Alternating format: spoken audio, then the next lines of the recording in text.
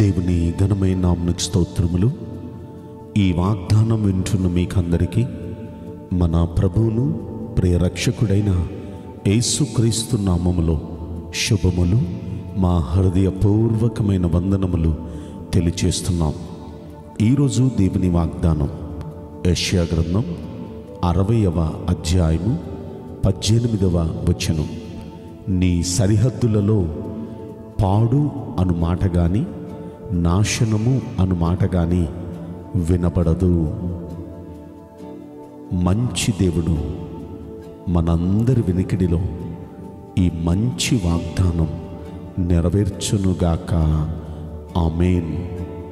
ప్రియ దైవ జనాంగమా, కృపగల దేవుడు మనకిస్తున్న శ్రేష్టమైన వాగ్దానం చూడండి. మన సరిహద్దులలో అంటే మనం ఎక్కడుంటే అక్కడ, మనం ఇంట్లో ఉంటే ఇంట్లో, మనం వ్యాపార స్థలంలో ఉంటే వ్యాపార స్థలంలో, ఉద్యోగ స్థలంలో ఉంటే ఉద్యోగ స్థలంలో, చదువుకునే స్థలంలో ఉంటే ఆ చదువుకునే స్థలంలో, ఎక్కడుంటే అక్కడ పాడు అనే మాట వినపడదు, నాశనము అనే మాట వినపడదు. ఎప్పుడు శుభమే, ఎప్పుడు మంచే, ఎప్పుడు ఆనందించటమే. అయ్యో పాడైపోయింది, అయ్యో నాశనమైంది అనే మాట ఇక మీ చెవులోకి వినపడదు. అంటే ఇక కీడు జరగదు. మీకు శుభప్రదమైన ఆశీర్వాదాలతోనే దేవుడు తృప్తిపరచబోతున్నాడు. ఇలా రావాలి అంటే ఆ 60వ అధ్యాయం యెషయా గ్రంథంలో మొదటి వచనంలో మనం చూస్తే, దేవుని వెలుగు మన మీద ప్రకాశించాలి, దేవుని మహిమ మన మీద ప్రకాశించాలి. ఆయన వెలుగు, ఆయన మహిమ మన మీద ప్రకాశిస్తే మన జీవితంలో ఆ విధంగా దేవుని కాపుదల ఉంటుంది, దేవుని ఆశీర్వాదం ఉంటుంది. కనుక ఆ దేవుని వెలుగు, దేవుని మహిమ మన మీద ప్రకాశించాలంటే ఏం చేయాలి మనం? ఈ మాటలు మనం పరిశీలిస్తే, ఇప్పుడు సందర్భాన్ని మీతో మాట్లాడుతున్నాను. ఇజ్రాయేలీలు వాళ్ళ జీవితంలో ఈ యెషయా గ్రంథం 58వ అధ్యాయం మనం చూస్తే చాలా శ్రమల్లో ఉన్నారు.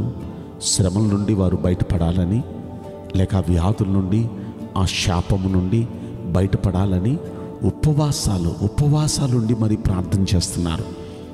వారు ఉపవాసాల నుండి ప్రార్థన చేస్తున్నా సరే వారి సమస్య నుండి బయటపడలేదని, వారి కష్టాల నుండి బయటపడలేదని దేవుడి మీద కూడా సరిగారు. దేవుణ్ణి కూడా అడుగుతున్నారు, మేమెంతగా మా కడుపులు మార్చుకొని ప్రాణాలని ఆయాసం చేసుకొని మేమెంతగా ఉపవాసాలుండి ప్రార్థన చేస్తున్నా మీరెందుకు వినరయ్యా, మీరెందుకు మా ప్రార్థనలకు జవాబు ఇవ్వరయ్యా అని దేవుని మీద కూడా ఆయాసపడుతూ వారు మాట్లాడారు.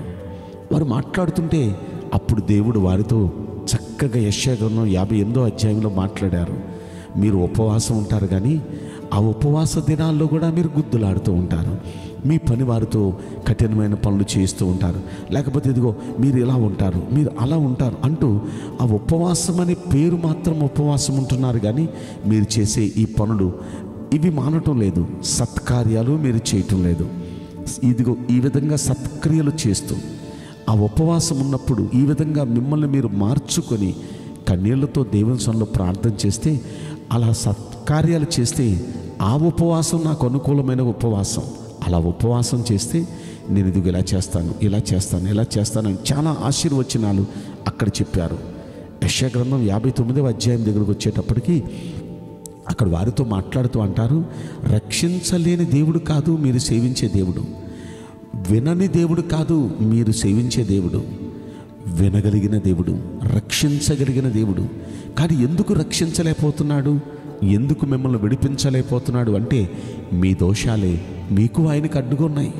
ప్రార్థన చేస్తున్నారు కానీ మీ ప్రార్థనలకు జవాబు రాకపోవటానికి గల కారణం ఆయన రక్షించలేని అసమర్థుడు కాదు, మీ దోషాలే మీకు ఆయనకు అడ్డమైపోయినాయి, మీ పాపాలే మీకు ఆయనకు అడ్డమైపోయినాయి. అందుకే ఆయన ఆలకించట్లా.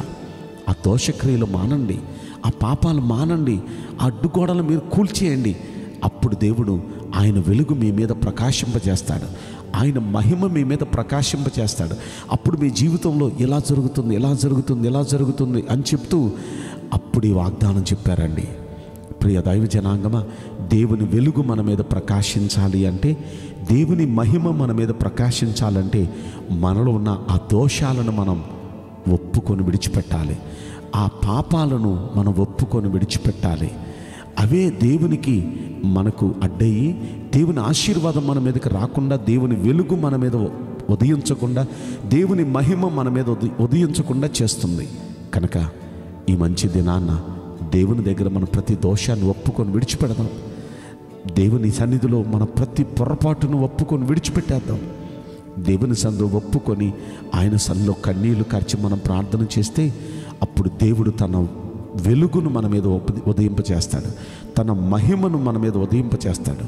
అప్పుడు ఎలా ఉంటుందంటే మన సరిహద్దులలో పాడు అనే మాట కానీ, నాశనం అనే మాట కానీ ఇక మనకు వినపడదు. ఆయన మనకు తోడుగా ఉండి ఎప్పుడు మనకు మంచే జరుగుతుంది, మేలే జరుగుతుంది, ఆశీర్వాదమే జరుగుతుంది. ఈ వాగ్దానం వింటున్న మనందరి కుటుంబాల్లో దేవుడు తన వెలుగును ఉదయింపచేయునుగాక. దేవుడు తన మహిమను ప్రతి కుటుంబం మీద ఉదయింపచేయునుగాక.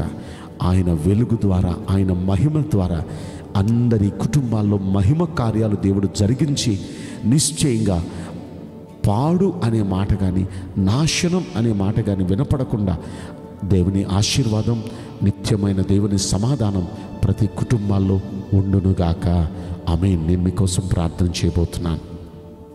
పరిశుద్ధుడా, ప్రేమగల యేసురాజా, మీ పరిశుద్ధ బంగారు పవిత్రమైన నామమునకు నిండు మనసుతో కోట్ల కొలదిగా స్తుతులు, స్తోత్రములు, వందనాలు చెల్లిస్తున్నాం. ఈ ప్రశస్తమైన ఈ సమయాన్ని బట్టి, ఈ వాగ్దానం వింటున్న మీ ప్రియభక్తులందరిని బట్టి మీకు స్తోత్రములు. ఈ మంచి వాగ్దానం నిశ్చయంగా ప్రతి కుటుంబంలో మీరు నెరవేర్చండి అయ్యా. వారి కుటుంబాలలో ఇక మీదట పాడు అనే మాట కానీ, నాశనం అనే మాట కానీ వినపడకుండా నీ నిత్యమైన ఆశీర్వాదం, సమృద్ధి అయిన మీ దీవెనలు ప్రతి కుటుంబానికి అనుగ్రహించి మీ కాపుదల భద్రతను అనుగ్రహించమని, నీ బిడ్డల జీవితాల్లో గొప్ప కార్యాలు జరిగించండి. మీ వెలుగును, మీ మహిమను వారిపైన ఉదయింపచేయమని ఈ కొద్ది మనవులు నజరుడైన యేసుక్రీస్తు ప్రశస్తమైన నామములో మిక్కిలి వినయముతో ప్రార్థించి బ్రతిమలాడి వేడుకుంటున్నాం ప్రియ పరలోకపు తండ్రి. ఆమేన్. May God bless you all. Thank you.